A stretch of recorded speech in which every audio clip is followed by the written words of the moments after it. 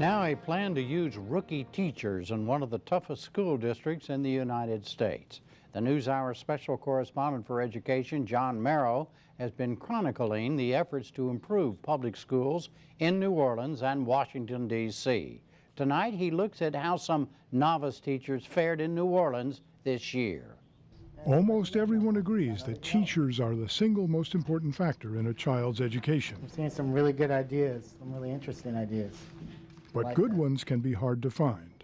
These performance scores, the school performance report cards. Teach for America, or TFA, believes it has the solution: recruit top college graduates for a 2-year stint in the nation's toughest public schools. We are rebuilding a public school system from the ground up. New Orleans Superintendent Paul Vallas is one of Teach for America's biggest fans. They bring an extraordinary work ethic. They're very innovative, they're very creative, they're brilliant. They have high expectations for the kids. Vallas is hoping TFA will help close the achievement gap in his recovery school district, where 65% of students are at least a year behind. Since his arrival 2 years ago, Vallas's district has hired 128 Teach for America members. They and other so-called fast-track teachers now make up 20% of his staff. Although they have only 8 weeks of training, Vallas believes their intelligence and enthusiasm more than compensate for their lack of experience. Can this be true? What impact do novice teachers have on troubled schools? I think it's vital for me to succeed. Yale graduate Daniel Hoffman was hired to teach math at George Washington Carver, one of the district's most challenging high schools. In my ordinary life, if I fail, I'm the only one failing. If I fail in this classroom, all my kids fail. That's what motivates me to succeed. Princeton graduate Jaylon Erman was also hired to teach math at Carver. The whole aura of the city is all about change, all about reform. I never really believed that there could be such an energy and excitement for change until I came here. Lindsay Ordauer, a graduate of Mount Holyoke, was hired to teach science at Frederick Douglass, another low-performing high school. What I'm looking forward the most to is actually getting to know my students. I don't want to know them by their handwriting. I actually want to know who they are. All right, so science is all about investigation, okay? From day one, Lindsay seemed to be a natural in the classroom. I think today went well. You want to try one? I knew you would. All right, you got it. I did stay on task. I accomplished everything I wanted to accomplish. They're on schedule for where I wanted them to be. Everyone have a seat. Start working on your worksheet. However, Daniel's idealism was put to the test from the start. Everyone familiar with the leader? Give me a thumbs up if you're familiar with the leader, thumbs down if you're not. I need everyone to give me either a thumbs up or a thumbs down. I have not had as much success as I'd like to have. When I'm in the classroom, I'm thinking, oh my God, what am I doing? Anyone want to share what they wrote in their power-ups?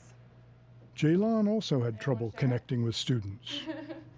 I thought I'd come into teaching being naturally good at it because I care so much about students. I automatically thought that because I care so much, I had to be really great. It's not like that. A few months into the year, discipline continued to be Daniel's major stumbling block.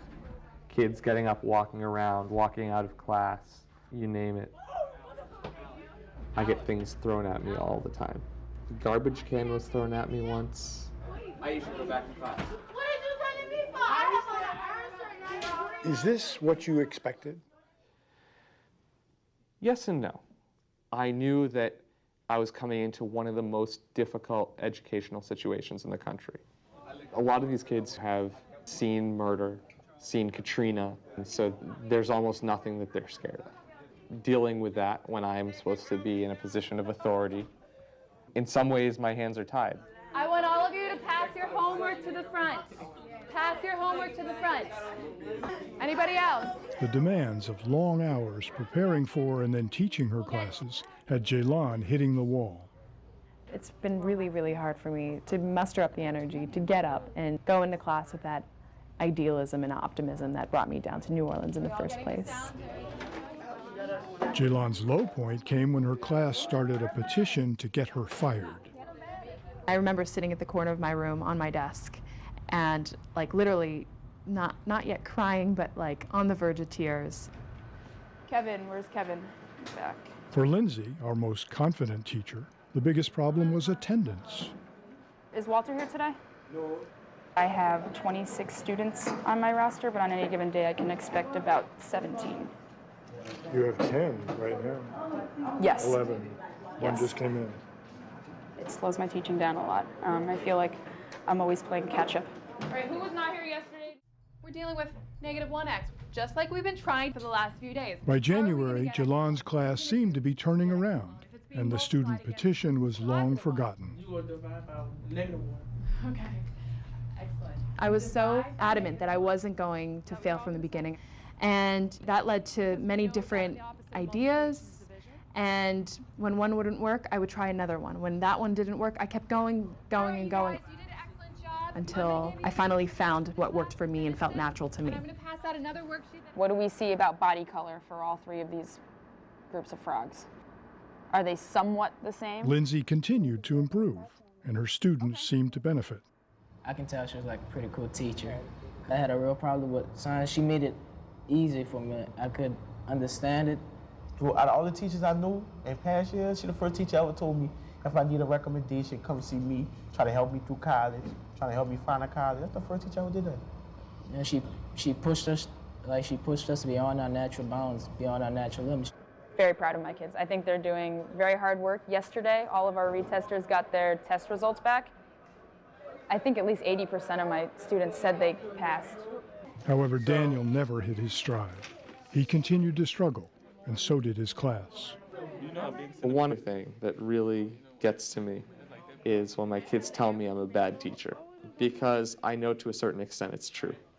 It's hard because you see, something that you feel like you've taught a dozen times. The same exact problem with none of the numbers changed. I gave it on the test, and a lot of kids still didn't know how to do it.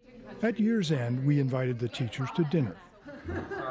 They brought two other first-year Teach for America colleagues, Zitzi Mirakur and Bayoji Akingbola.